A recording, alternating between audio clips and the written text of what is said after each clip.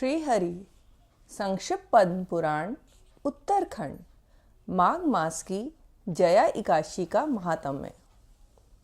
युधिष्ठिर ने पूछा, भगवान, आपने माघ मास के कृष्ण पक्ष की षटतिला एकादशी का वर्णन किया। अब कृपा करके यह बतलाइए कि शुक्ल पक्ष में कौन सी एकादशी होती है, उसकी विधि क्या है तथा उसमें किस देवता का पूजन किया जाता है। भगवान श्री कृष्ण बोले, राजेंद्र, बतलाता हूँ, सुनो। माघ मास के शुक्ल पक्ष में जो एकादशी होती है उसका नाम जया है। वह सब पापों को हरने वाली उत्तम तिथि है। पवित्र होने के साथ ही पापों का नाश करने वाली है तथा मनुष्यों को भोग और मोक्ष प्रदान करती है।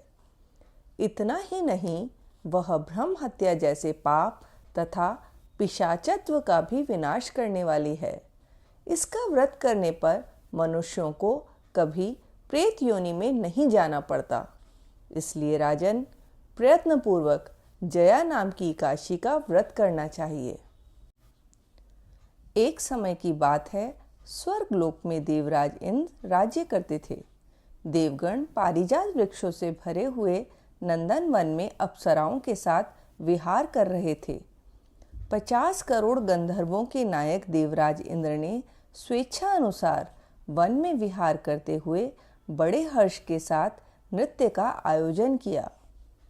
उसमें गंधर्व गान कर रहे थे, जिनमें पुष्पदंत, चित्रसेन तथा उसका पुत्र ये 3 प्रधान थे। चित्रसेन की स्त्री का नाम मालिनी था। मालिनी से एक कन्या उत्पन्न हुई थी जो पुष्पवंती के नाम से विख्यात थी। पुष्पदंत गंधर्व के एक पुत्र था जिसको लोग माल्यवान कहते थे। माल्यवान पुष्पवंती के रूप पर अत्यंत मोहित था। ये दोनों भी इंद्र के संतोषार्थ नृत्य करने के लिए आए थे। इन दोनों का गान हो रहा था। इनके साथ अप्सराएं भी थी। परस्पर अनुराग के कारण ये दोनों मोह के वशीभूत हो गए। चित्त में भ्रांति आ गई, इसलिए वे शुद्ध गान न गा सके। कभी ताल भंग हो जाता और कभी गीत बंद हो जाता था।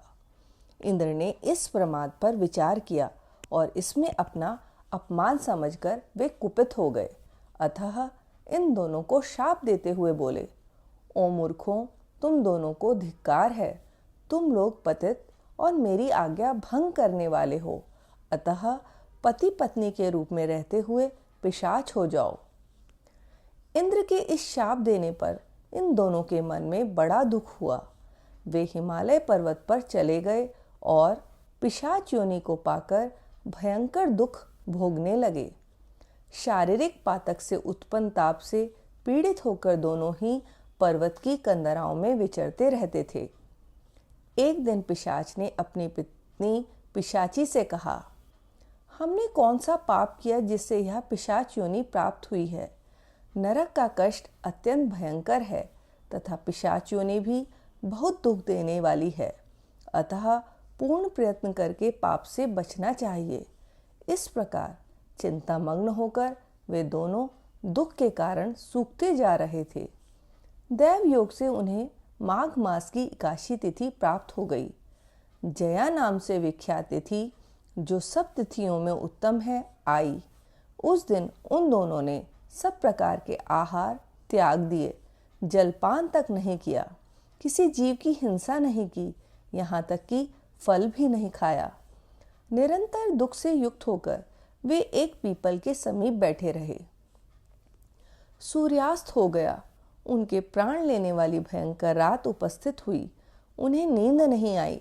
वे रति या और कोई सुख भी नहीं पा सके। सूर्योदय हुआ। द्वादशी का दिन आया। उन पिशाचों के द्वारा जया के उत्तम व्रत का पालन हो गया। उन्होंने रात में जागरण भी किया था। उस व्रत के प्रभाव से तथा भगवान विष्णु की शक्ति से उन दोनों की पिशाचता दूर हो गई। पुष्पवंती और माल्यवान अपने पूर्व रूप में आ गए। उनके हृदय में वही पुराना स्नेह उमड़ रहा था। उनके शरीर पर पहले ही जैसे अलंकार शोभा पा रहे थे। वे दोनों मनोहर रूप धारण करके विमान पर बैठे और स्वर्गलोक में चले गए। वहाँ देवराज इंद्र के सामने जाकर दोनों ने बड़ी प्रसन्नता के साथ उन्हें प्रणाम किया। उन्हें इस रूप में उपस्थित देखकर इंद्र को बड़ा विस्मय हुआ।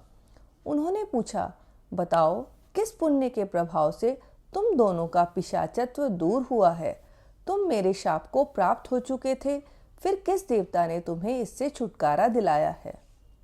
माल्यवान बोला, स्वामिन, भगवान वासुदेव की कृपा तथा जया नामक एकादशी के व्रत से हमारी पिशाचता दूर हुई है। इंद्र ने कहा, तो अब तुम दोनों मेरे कहने से सुधा पान करो। जो लोग एकादशी के व्रत में तत्पर और भगवान श्री कृष्ण के शरणागत होते हैं, वे हमारे भी पूजनीय हैं। भगवान श्री कृष्ण कहते हैं, राजन, इस कारण एकादशी का व्रत करना चाहिए। नृपश्रेष्ठ, जया ब्रह्म हत्या का पाप भी दूर करने वाली है। जिसने जया का व्रत किया है, उसने सब प्रकार के दान दे दिए और संपूर्ण यज्ञों का अनुष्ठान कर लिया। इस महात्म्य के पढ़ने और सुनने से अग्निष्टोम यज्ञ का फल मिलता है। इस प्रकार संक्षिप्त पद्म पुराण के उत्तरखंड में माघ मास की जया एकादशी का महात्म्य नामक अध्याय संपूर्ण हुआ। हरि ओम तत्सत, हरि ओम तत्सत, हरि ओम तत्सत।